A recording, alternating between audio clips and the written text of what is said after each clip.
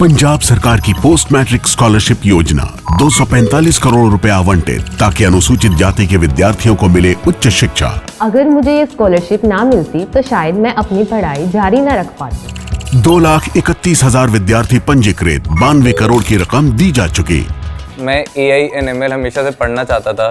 अगर स्कॉलरशिप नहीं होती तो मैं कभी भी एडमिशन नहीं ले पाता ऐसे कोर्स में। मुख्यमंत्री भगवंत सिंह मान की कोशिशों से पंजाब बन रहा है रंगला पंजाब। नमस्कार दोस्तों, मेरा नाम है मनीष कुमार सिंह और आप देख रहे हैं 4 PM महाराष्ट्र। आपका बहुत बहुत स्वागत करता हूं। दोस्तों, शरद पवार की एनसीपी की तरफ से नेताओं ने आवाज उठानी शुरू कर दी है। जी हां, शरद पवार के खास माने जाने वाले जितेंद्र आवाड ने यह कहा है कि अजीत पवार की एनसीपी की तरफ से शरद पवार की एनसीपी के सांसद तोड़ने की कोशिश की जा रही है और बड़ा आरोप जितेंद्र आवाड की तरफ से लगाया गया है। आपको बता दें कि लगातार ये खबरें आ रही हैं कि शरद पवार के नेताओं को तोड़ने की कोशिश की जा रही है। अजीत पवार की एनसीपी की तरफ से कई नेता ये कोशिश कर रहे हैं और ये सब कुछ बीजेपी के आला कमान के इशारे पर किया जा रहा है। अब इसमें कई सारे एंगल निकल के सामने आ रहे हैं। जितेंद्र आवाड कहते हैं कि जब संसद तोड़ने की कोशिश की गई और इन सब की जानकारी जो है जब सुप्रिया सुले को लगी तो उन्होंने अजीत पवार के एनसीपी के बड़े नेता प्रफुल्ल पटेल को फोन करके इस बारे में जानकारी दी और भी नाराजगी जाहिर की और कहा कि ऐसा ना किया जाए, ऐसा करने की कोशिश ना किया जाए। आपको बता दें कि शरद पवार के एनसीपी के कई नेताओं को ऐसी खबरें हैं कि अजीत पवार के गुट की तरफ से जो है वो कांटेक्ट करने की कोशिश की गई है और तोड़ने की कोशिश की जा रही है। आपको बता दें कि कुछ दिनों पहले ही संजय राउत ने भी ये बात कही थी कि प्रफुल्ल पटेल केंद्र में मंत्री बनना चाहते हैं और अजीत पवार भी चाहते हैं कि उनके मंत्री केंद्र में मंत्री बने। और बीजेपी ने साफ कह दिया है, जो खबरें हैं उसके मुताबिक, कि जब तक आप शरद पवार के सांसद तोड़ करके नहीं लाते 6 से 7, तब तक केंद्र में मंत्री पद नहीं मिलेगा और इन सब की कवायद जो है वो की जा रही है। एक और अटकलें चल रही है दोस्तों। दूसरी अटकल ये है कि जो कुछ भी बिहार में चल रहा है, जो कुछ भी नीतीश कुमार इन दिनों कर रहे हैं, रहेंगे या जाएंगे, इस पर संशय लगातार बना हुआ है। इस पर जो है पूरी जो सबकी नजरें टिकी हुई हैं कि कहीं जो नीतीश कुमार है और चंद्रबाबू नायडू है वो कहीं बीजेपी के साथ अभी आने वाले समय में खेल न कर दें, क्योंकि इन्हीं दोनों के सहारे जो है वो बीजेपी की सरकार जो है वो सत्ता में बनी हुई है, एनडीए सरकार। और जिस दिन नीतीश कुमार या चंद्रबाबू नायडू सपोर्ट खींचते हैं उस दिन बीजेपी की जो सरकार है वो औंधे मुंह गिर सकती है। और ये हमेशा आए दिन कुछ न कुछ ऐसी घटना सामने आती रहती है जिसपे ये लगता है कि जो बीजेपी की सरकार है, जो मोदी सरकार है, एनडीए सरकार है, वो कभी भी जो है वो इनके सपोर्ट के बिना गिर सकती है। इस तरह से अटकलें लगती रहती हैं लगातार।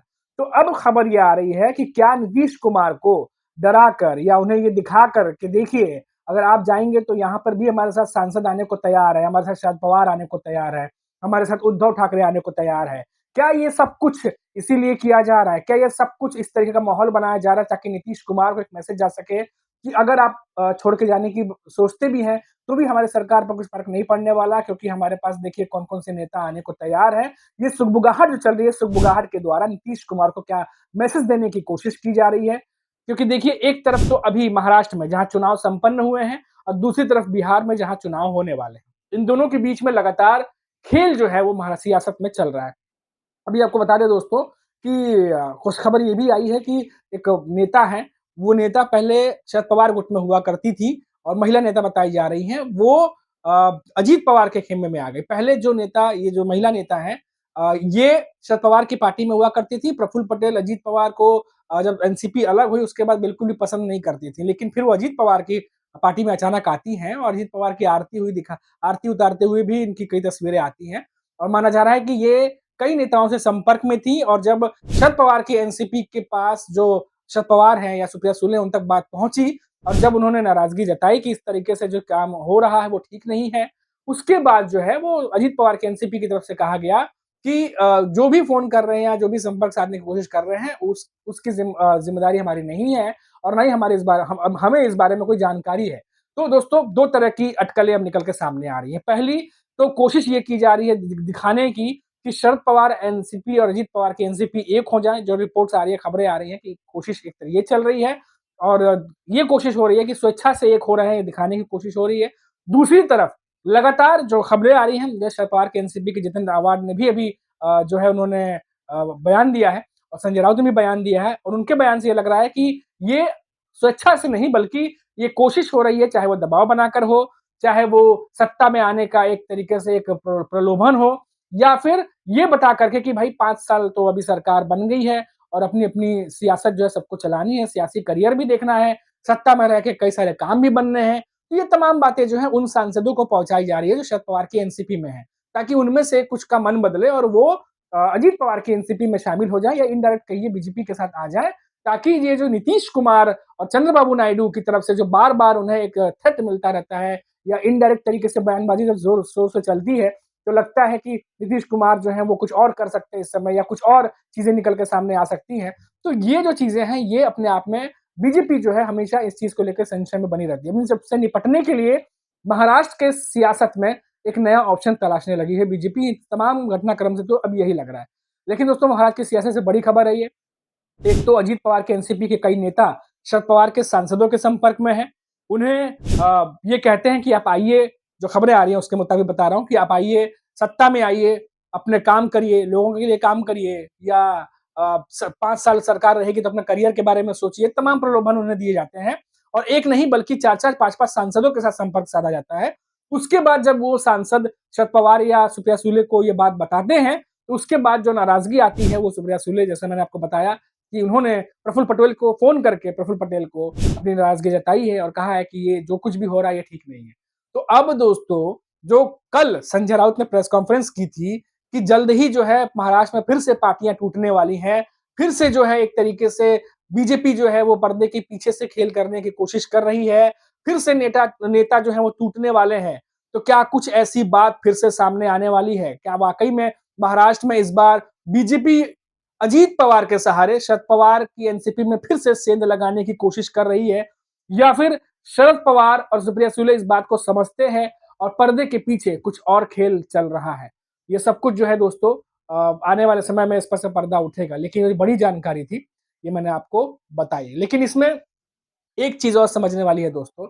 बिहार की राजनीति में आपने देखा होगा कि लगातार जिस तरीके से जो नीतीश कुमार है वो आए दिन बीजेपी को या अपक्ष को, जो विपक्ष को, जो कुछ भी वो बोलते हैं, जो कुछ भी वो कहते हैं, ऐसा लगता है कि उनके अंदर जो है वो विपक्ष भी, लालू यादव का भी बयान आपको याद होगा, उन्होंने कहा था कि हमारे दरवाजे खुले हुए हैं। तो ऐसा लगता है कि विपक्ष को भी नीतीश कुमार में उम्मीद दिखती है, गुंजाइश दिखती है, और बीजेपी चाह करके भी इस चीज को रोक नहीं पा रही, क्योंकि इससे पहले भी 2 बार नीतीश कुमार ऐसा कर चुके हैं जब वो पाला बदल चुके हैं। फिर 2 बार पाला बदल के बीजेपी के पास आए हैं। तो हालांकि वो ऐसे में अभी हाल ही में उन्होंने कहा कि 2 बार वो कर चुके हैं, अब नहीं करने वाले। लेकिन बीजेपी को भी इस बात को लेकर के शायद कंफर्मेशन नहीं है या संशय में है कि अगर नीतीश कुमार ऐन वक्त पर पाला बदल देते हैं तो बड़ी मुश्किल खड़ी हो जाएगी बीजेपी के लिए। और जैसा कि मैंने आपको कहा कि महाराष्ट्र की सियासत में जो कुछ भी हो रहा है उसमें तमाम जानकार और तमाम जो विपक्ष है, जैसे संजय राउत ने भी बोला कि बीजेपी की तरफ इशारा कर रहे हैं, कि बीजेपी के इशारे पर ये तमाम चीजें जो है वो की जा रही हैं। 2017-18 के आसपास की बात है, जब चुनाव होने थे, उस समय भी याद आता है कि पीएम नरेंद्र मोदी ने शरद पवार को यह बात कहा था कि हम मिलकर काम करने के लिए तैयार हैं।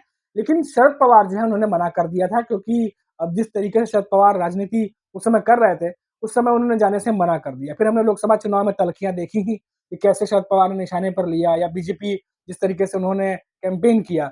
ये तमाम चीजें होने के बाद अब महाराष्ट्र में चुनाव संपन्न हो चुके हैं।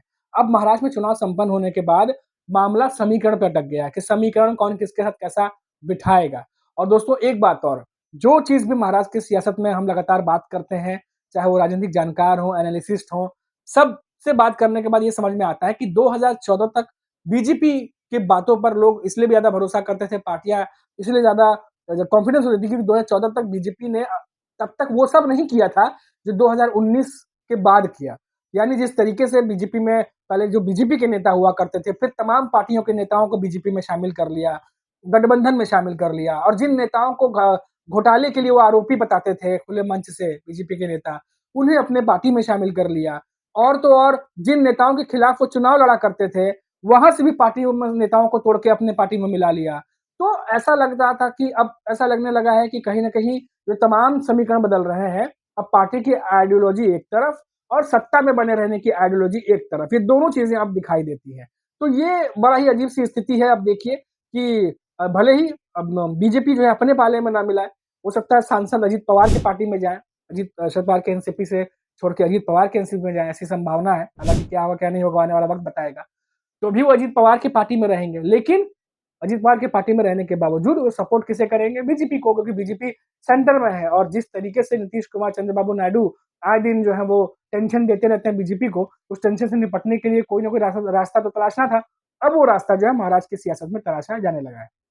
देखते हैं आने वाले समय में क्या होगा, क्या समय का फेर होगा, क्या चक्र घूमेगा और सियासत का पारा किस तरीके से चढ़ेगा, किसका जो है वो दांवपेच चलेगा और किसका उल्टा गिरेगा, ये सब आने वाला वक्त बताएगा। अभी के लिए इतना ही, आप देखते रहिए 4 PM महाराष्ट्र। नमस्कार।